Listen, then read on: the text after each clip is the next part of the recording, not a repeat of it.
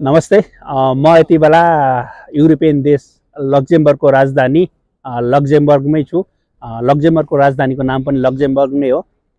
लक्जेमबर्गको बारेमा मैले थाहा पाएका, मैले जानेका केही रोचक तथ्यहरू, केही जानकारीहरू यहाँहरूमा आज राख्दैछु।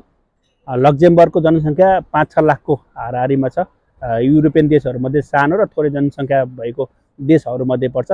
संसारमा सबैभन्दा द्रुत गतिको इन्टरनेट भएका देशहरूमध्ये लक्जेमबर्ग पनि टप 10 देशभित्र पर्दछ। प्रति व्यक्ति आम्दानीको हिसाबले लक्जेमबर्गको प्रति व्यक्ति आय विश्वमै उच्च छ। सबैभन्दा धेरै प्रति व्यक्ति आय भएको देश लक्जेमबर्ग हो।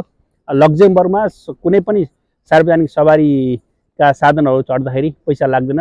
रेल, बस, ट्राम जेसुकै चढ्नुहोस्, जति चढ्नुहोस्, जहाँ जानुहोस्, कुनै पनि शुल्क लाग्दैन।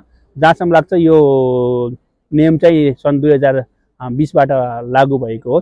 लक्जेमबर्गमा लगभग आधीको हाराहारीमा चाहिँ यहाँ विदेशी मान्छेहरू बसोबास गर्छन्। लक्जेमबर्ग विश्वमै सबैभन्दा कम क्राइम हुने देश हो। लक्जेमबर्ग विश्वमा सुखी मानिसहरू बस्ने, खुसी मानिसहरू बस्ने देश भनेर पनि चिनिन्छ। लक्जेमबर्गको राजधानी लक्जेमबर्ग विश्वमा सफा सहरहरूमध्ये, सफा देशहरूमध्ये पनि एक हो। लक्जेमबर्ग एकदमै अत्यन्तै सफा, शान्त, सुन्दर देश छ। यदि तपाईँहरू युरोपियन देशहरूमा घुम्न आउने मनस्थिति बनाइराख्नु भएको छ, विचार बनाइराख्नु भएको छ भने पक्कै पनि लक्जेमबर्गमा आउनुहोस्। यहाँ आइसकेपछि तपाईँहरूलाई रिग्रेट हुँदैन। तपाईँहरू बहुतै खुसी भएर, बहुतै हर्षित भएर जानुहुनेछ भन्ने मेरो आशा र विश्वास छ। अहिले यो भिडियो यति नै। हस्, धन्यवाद।